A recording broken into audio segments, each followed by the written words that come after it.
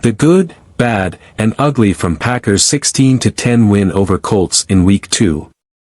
Complementary football played a crucial role in the Green Bay Packers' narrow 16-10 victory over the Indianapolis Colts at Lambeau Field, as backup quarterback Malik Willis took the reins on Sunday. The Packers leaned on a strong running game, opportunistic defense, and special teams to edge out the Colts in a game that showcased resilience more than dominance. The offense controlled the clock with a relentless ground attack. The defense came up big with 3 takeaways while limiting the Colts to just 10 points, and the special teams made key plays that flipped field position and contributed to the scoreboard. While the win wasn't pretty sealed by an interception on Anthony Richardson's last-second Hail Mary attempt, what matters most is that the Packers managed to secure a victory without their starting quarterback, Jordan Love. Here's a closer look at the good, the bad, and the ugly from the Packers' Week 2 win. The good. Reinventing the offense. With a mobile but inexperienced quarterback like Malik Willis under center, head coach Matt LaFleur had to quickly adjust his offensive strategy. Instead of forcing Willis into the existing system, LaFleur crafted a run-heavy game plan that played to his team's strengths and exploited the Colts' defensive vulnerabilities. The result? A ground game that utterly dominated. The Packers racked up 164 rushing yards in the first quarter alone, 237 by halftime, and finished with 261 total rushing yards. LaFleur called 53 rushing plays, effectively protecting Willis and keeping the Colts' defense off balance. It was a masterclass in adapting to the circumstances, particularly with Willis having joined the team just 19 days earlier. Malik Willis's play style. Though the Packers didn't ask Willis to air it out often, he delivered when needed, playing efficiently and safely. He completed 12 of 14 passes, an impressive 86%, avoided turnovers, and wasn't sacked once.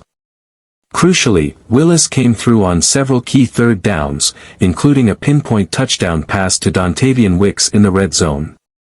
His ability to protect the ball and manage the game under pressure, all while averaging nearly 9 yards per completion, made for a stellar performance from a backup quarterback with minimal experience both in the NFL and in LaFleur's system.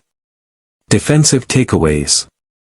The Packers' defense, under new coordinator Jeff Hafley, made turnovers a priority this season, and they are already seeing dividends.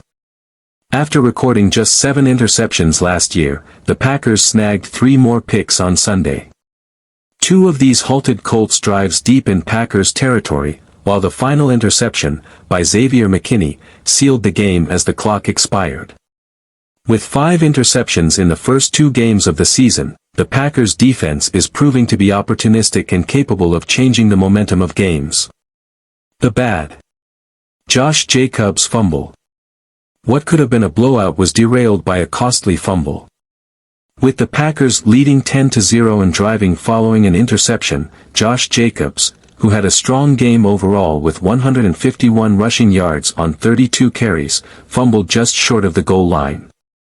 A score there would have extended the Packers' lead to 17-0, but instead, they failed to score again until the third quarter. This mistake, combined with a missed 45-yard field goal later in the game, left at least 10 points on the field. The 16-10 final score could have easily been a more comfortable 26-13 had these opportunities been capitalized on, especially since the Colts also missed a field goal. Inconsistent kicking. Rookie kicker Braden Narveson has shown promise, but consistency has been an issue. For the second straight week, Narveson made 3 field goals before missing one in the second half, this time a 45-yarder. In Week 1, he missed from 43 yards. As of now, he's among the 7 kickers in the NFL under 80% on field goals this season. If the Packers are going to avoid tight finishes like this in the future, Narveson will need to find his rhythm and deliver when it counts. The ugly. Rookie injuries. The Packers' rookie class suffered a couple of unfortunate setbacks on Sunday. First-round pick Jordan Morgan exited the game with a shoulder injury, raising concerns that he may have aggravated the same injury that cost him valuable practice time in training camp. Morgan was gaining experience as part of the rotation at right guard, and his absence could disrupt the offensive line's cohesion. Meanwhile, third-round pick Marshawn Lloyd's NFL debut was marred by injury. After dealing with a hip issue in training camp and a hamstring injury during the preseason, Lloyd injured his ankle in Sunday's game. Despite showing flashes of potential with a few dynamic touches, Lloyd's ongoing injury woes are becoming a concern. His bad luck with injuries continues to hinder his ability to contribute fully to the Packers' backfield. While the win may not have been pretty, the Packers showed resilience and adaptability, especially with a backup quarterback leading the charge.